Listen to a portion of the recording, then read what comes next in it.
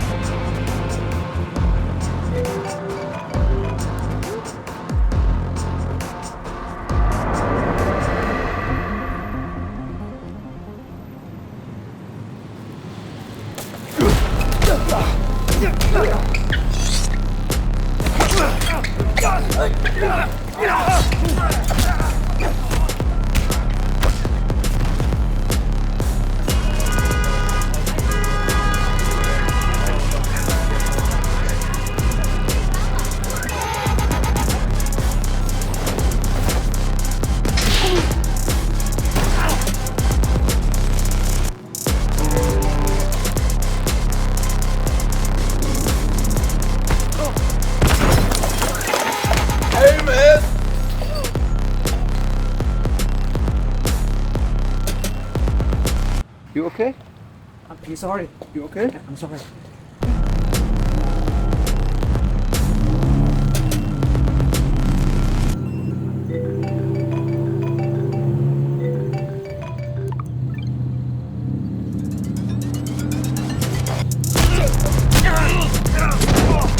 Stop! No fighting! I said no fighting!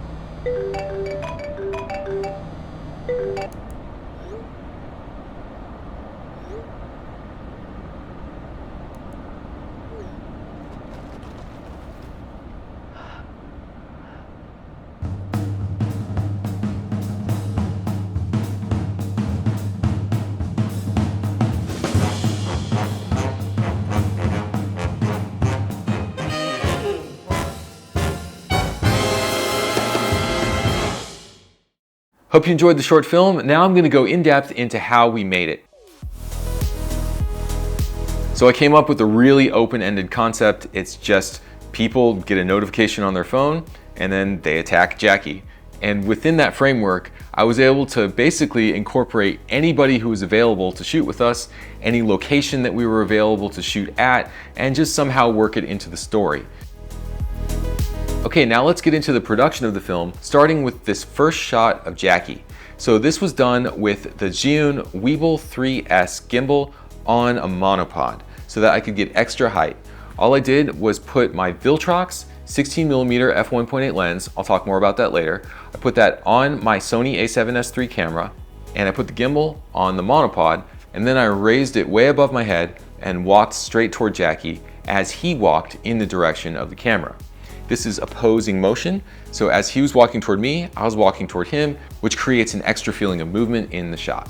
Then I used the gimbal to get more shots of Jackie walking as he was pursued by the bad guy. Action!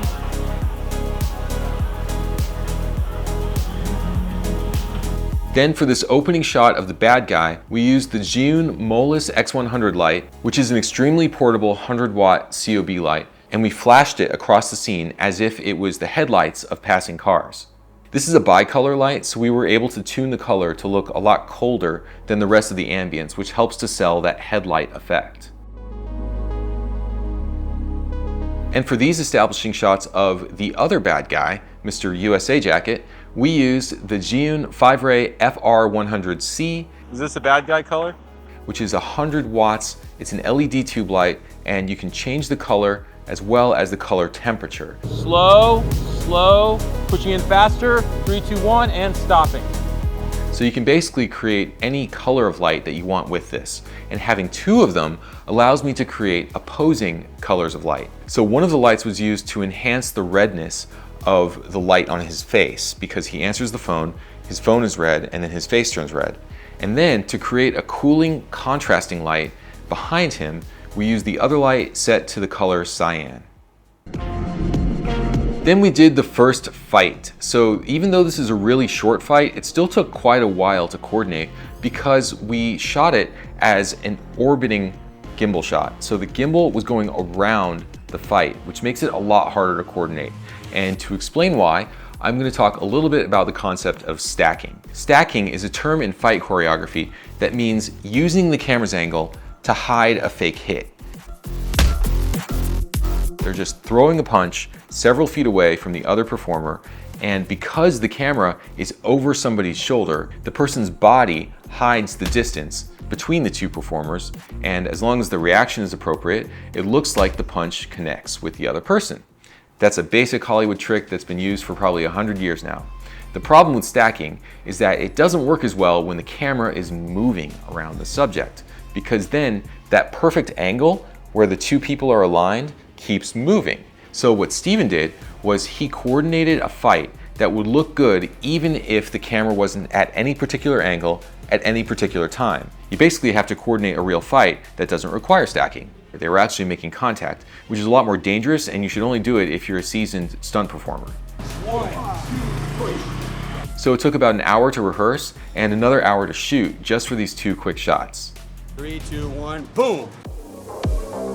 Now let's get into the chase scene. So we ran through Bangkok, trying to throw as much of the character of the city into the backgrounds of these shots as possible. And I filmed basically just 3 types of shots for the coverage. I filmed a rear follow shot in POV mode. Then I went around to the side and I filmed side tracking shots of Jackie as he ran with my gimbal in lock mode. And then we got front view shots, but there was no way I was going to be able to run forward, point the gimbal back, and film Jackie without one of us either hitting a car or another person or hitting each other. So my solution was to do sort of a DIY Sonoricam. I gave the gimbal to Jackie in pan follow mode, so it was following only the pan, and I had him hold it out in front of him using the monopod to wedge against his body to keep it a little bit more stable. And then Jackie just went off and ran on his own, and he recorded himself basically. And I think that really close-up wide-angle look on his face helps to accentuate the tension and the craziness of the scene. All All right, here's the scene where a bad guy trips Jackie and he crashes into a table full of beer. We did this scene because we wanted to have a little showcase for our friend Eli, who is 6'9", and he always plays these big, monstrous, tough guys in movies. So for this scene, I just wanted to subvert that a little bit and have Eli turn out to be a super nice guy. You okay? We shot with 2 cameras at once because we were spilling liquids and we didn't know how many times we'd be able to do it. In terms of lighting, the cafe was really dark because we were shooting at like 1 o'clock in the morning and they were actually closed. So we supplemented the existing lighting with the X100 on a monopod raised up way in the distance. We put the globe attachment on the X100 to soften the light just a little bit. I want to take a moment here and talk about a lens that I've been mentioning throughout this video, the Viltrox 16mm f1.8 full frame autofocus lens. So I want to thank Viltrox for sponsoring this portion of the video. I'm going to give you more information about it because I've been super impressed by it. Without this lens, I don't think the film would have had quite the same look because I needed that really wide field of view and I needed autofocus and I needed to be able to keep the lens on my gimbal so it couldn't have been too heavy. And thankfully this lens is not so heavy. It's only about 550 grams. So I'm really happy I was able to use this lens for this shoot because it allowed me to get these shots without using a slower lens that would have required a higher ISO and therefore more noise in the image. So now I've got the lens mounted up on my camera and I'm going to show you some of the features. It's got this really cool screen up here that lets you see your focus distance and whether you're in autofocus or manual focus, and also the aperture. It also has a couple of function buttons, which I believe are custom assignable, and you can also use them to set A/B focus points. The lens has a 77mm filter thread, which just happens to be the preferred filter size that I use. And it has a really close minimum focus distance of 0.27 meters, which is right here. That's how close you can focus. I was really surprised by how many creative ideas I came up with just because I had this lens at my disposal. For instance, I was able to get the front view of the tuk-tuk driver as he drove the tuk-tuk just by holding the gimbal in front of his face.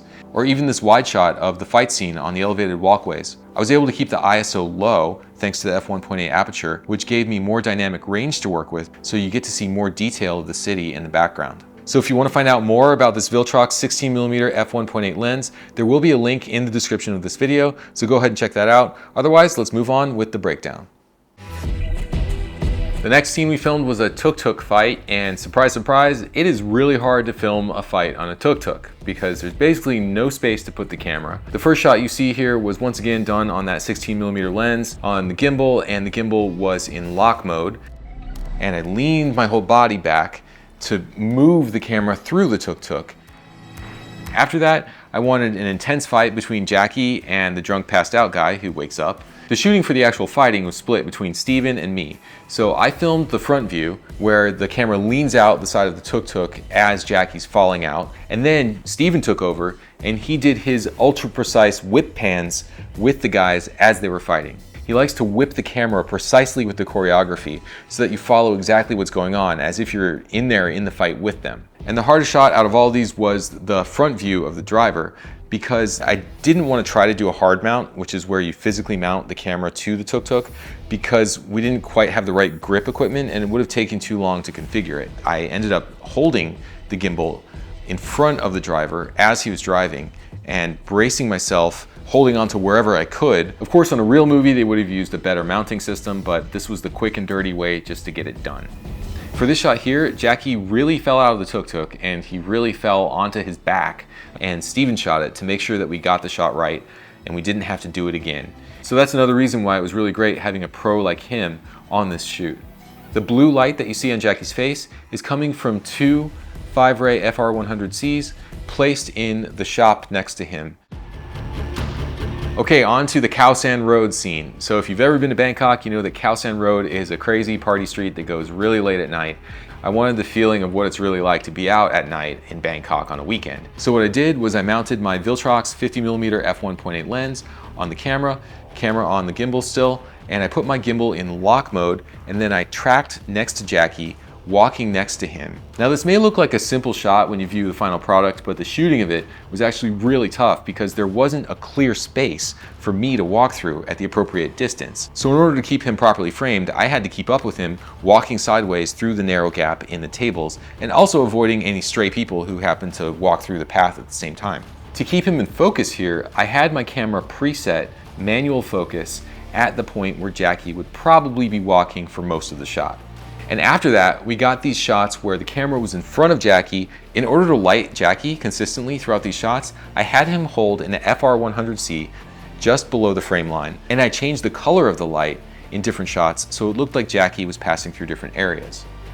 Then I switched back to my 16mm lens and I did some crazy POV shots of the lion attacking the camera and then of Jackie reacting to being attacked. Going into a POV shot instantly makes a scene feel more intense because the audience suddenly feels like they're in the perspective of one of the characters instead of just standing outside and watching. And then there's a tone shift here. So I went from those slow-mo gimbal shots, which were shot at 60p, to jittery 24p handheld shots, so you would feel that craziness of the energy. This scene of the trickers attacking Jackie was shot as one take with the camera on the gimbal 16mm lens, just pushing forward really slowly and just letting all the action unfold in the frame. And then in post, I reframed the shot using the transform controls to pan and tilt the camera to keep up with the action. And then I also added some camera shake to make it look more chaotic. All right, let's talk about the big boss fight at the end. So here, Jackie confronts one of the original attackers from the first fight scene. One thing Steven told me is that it's a lot harder to shoot a good one-on-one fight than it is a one-on-many. Because in a one-on-many fight, where one guy's fighting many people, you can have just one really good stunt performer, and then the rest just have to be good enough. Whereas with a one-on-one fight, to make it really look like an exciting duel, you need to have two really strong performers who know how to play off each other. So in this case, Jackie and Ron are both really high-level performers. Ron has actually fought against Jackie Chan, so Steven was really confident that we could pull off a good scene with the two of them together.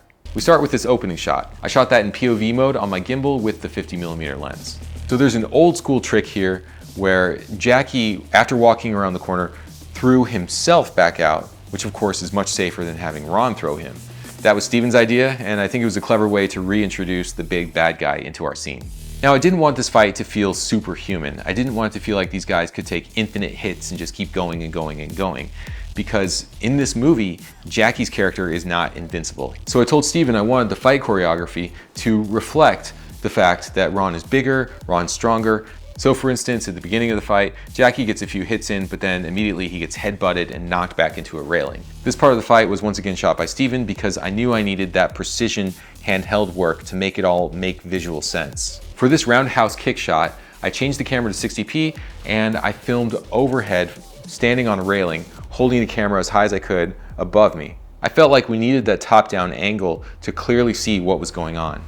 Then I put my camera back on the gimbal, kept the 16mm lens on there, and went really far back to get this ultra-wide shot showing the two guys slugging it out with the cityscape in the background. I love in fight scenes where they take that moment to step back and give you an idea of where they're fighting, the environment. This was a real fall that Ron took on the concrete. He put some pads under his clothes, and then he just took the wreck twice.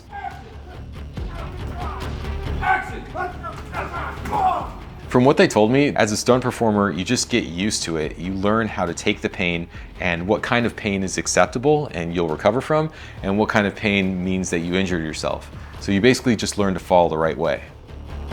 We shot this with two cameras.